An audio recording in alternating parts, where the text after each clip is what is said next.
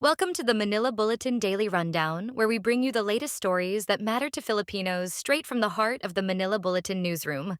Here's the quick rundown of today's top stories. Thursday, October 3rd. Marcoleta says committee kickout excludes him from impeachment talk.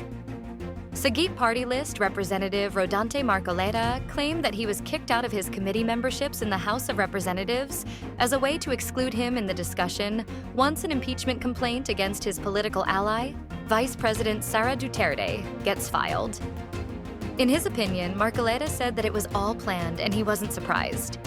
He said, "If you think about it, they're really looking for something to throw against the vice president." Filipinos safe after Iran attacks Israel.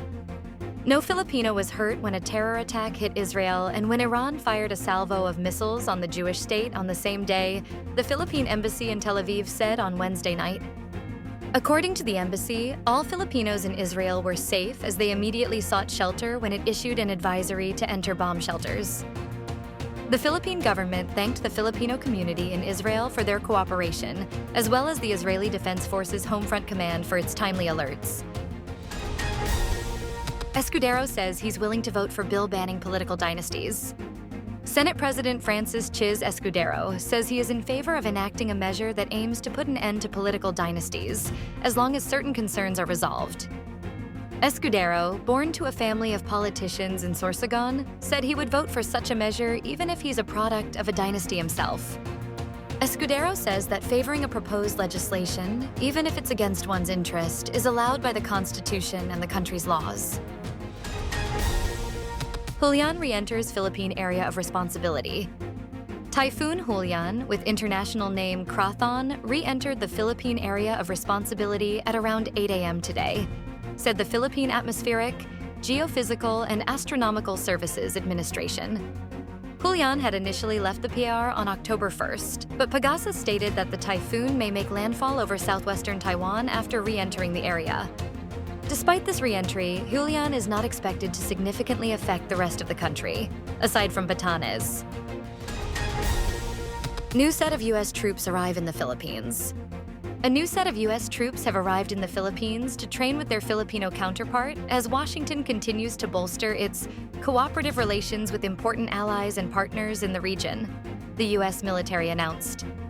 U.S. Marines and sailors are now in the country as part of the third annual rotational deployment of Marine Rotational Force Southeast Asia. MRF-CA forces will begin their 6-month stint in the region by training alongside the Philippine troops from October 7th to 24th. Marbil orders policy review on persons' inclusion in illegal drugs, crime-related watchlist. General Rommel Francisco Marbil, PNP chief, has ordered a review of the process for adding individuals to drug watch lists and other crime-related lists. Marbil was surprised that retired Police General Wesley Barayuga was included in a drug watch list during the previous administration. A police official revealed that former PCSO General Manager Rohina Garma and a former police colonel allegedly ordered Barayuga's liquidation over alleged drug involvement. Manny Pacquiao leads candidates for Hall of Fame induction in 2025. Filipino boxing icon Manny Pacquiao leads the list of candidates eligible to be enshrined into the International Boxing Hall of Fame in 2025. The only 8-division world champion in boxing history, Pacquiao is expected to be a first-ballot inductee, with the announcement in December and the induction ceremony scheduled for June 5th to 8th in New York. Pacquiao's name has been added to the ballot list in the men's modern era alongside fellow greats in Mikey Garcia, Lucian Butte, and Sean Porter. Israel presses forward on 2 fronts with 8 combat deaths, fears of a wider war mount. Israel intensified its military actions, launching a ground incursion into Lebanon against Hezbollah that resulted in the deaths of 8 Israeli soldiers, while also conducting strikes in Gaza that killed dozens. This comes in response to an Iranian missile attack the previous day.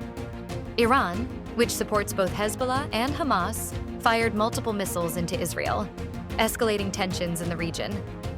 Israel has warned of consequences for the attack.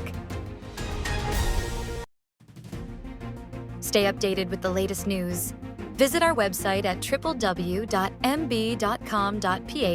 or follow us on social media. Thanks for tuning in to the Manila Bulletin Daily Rundown.